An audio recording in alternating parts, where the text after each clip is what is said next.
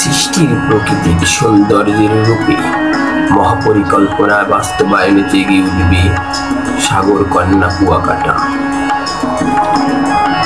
পটুয়াখালী জেলার সর্বনিক্ষে বঙ্গোপসাগরের কোল ঘেঁষে এই সমুদ্র সৈকত কুয়াকাটার অবস্থান। প্রায় 250 বছর আগে বর্মী রাজার অত্যাচার থেকে প্রাণ রক্ষার্থে আরাকান রাজ্য থেকে রাখাইন সম্প্রদায়ের বেশ কিছু পরিবার তাদের পরিজন নিয়ে পালিয়ে সাগর পাড়ি দিয়ে এখানে অবস্থান নেন।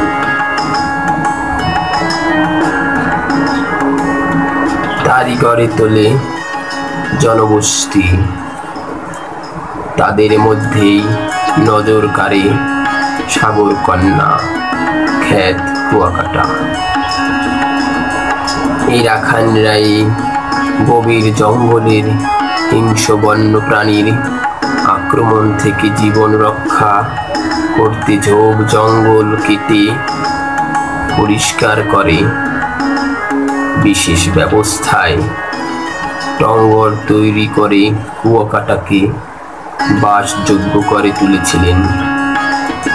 তারা মাটির গভীরে পাতকুয়া খনন করে পানি তুলে জীবন ধারণের খ্যাত রচনা করেন। জনশ্রুতি আছে সেই পাতকুয়া থেকেই নামকরণ করা হয়েছে আজকের কুয়াকাটা।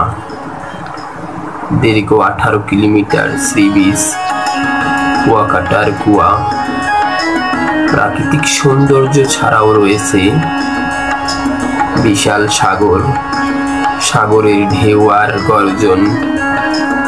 দর্শনীয় স্থানের মধ্যে আছে মিস্ত্রিপাড়া বৌদ্ধ বিহারে এশিয়ার সর্ববৃহৎ বৌদ্ধ মূর্তি, রাখাইন পল্লী, জাউ বাগান, ফয়েজ মিয়ার লেক, পিকনিক স্পট, লাল কাঁকড়ার চর, ইলিশ পার্ক, ফাতরার বন, নারকেল বাগান, গঙ্গামতির চর, হেলার চর, কুয়াকাটা জাতীয় উদ্যান।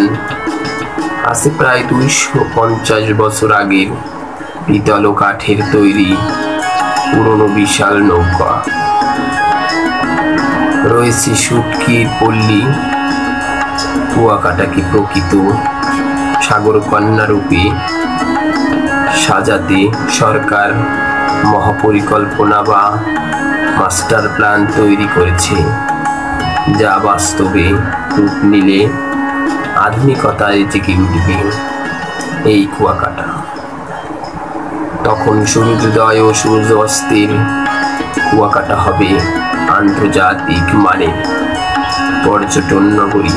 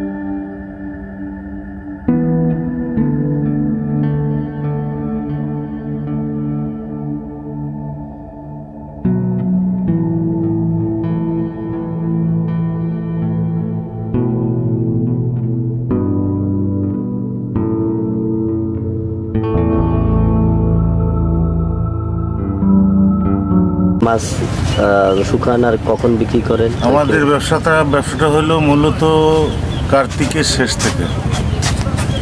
শেষ থেকে শুরু হয়। মানে ওই সময় মাছের প্রচুর জল থাকে। তো ওই সময় আমরা মাছ সংগ্রহ করেন। হ্যাঁ ক্রয় করি বেশি আর কি।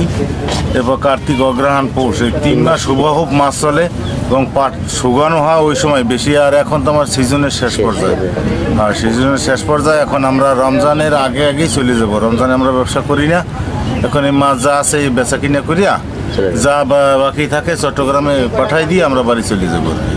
ধন্যবাদ। এটা আমাদের হইলো ব্যবসার মূল সময়টাই হইলো ওই 3টে মাস। এবছর কেমন ব্যবসা করছেন? বছর মোটামুটি বেশি একটা ভালোও না একটা খারাপও না আর কি, মোটামুটি আছি আর কি। মাছ তেমন সাগরে যদি মাছ পড়ে তাহলে লাভবান হওয়া যায়, কিন্তু মাছ এবছর সাগরে মাছ নাই।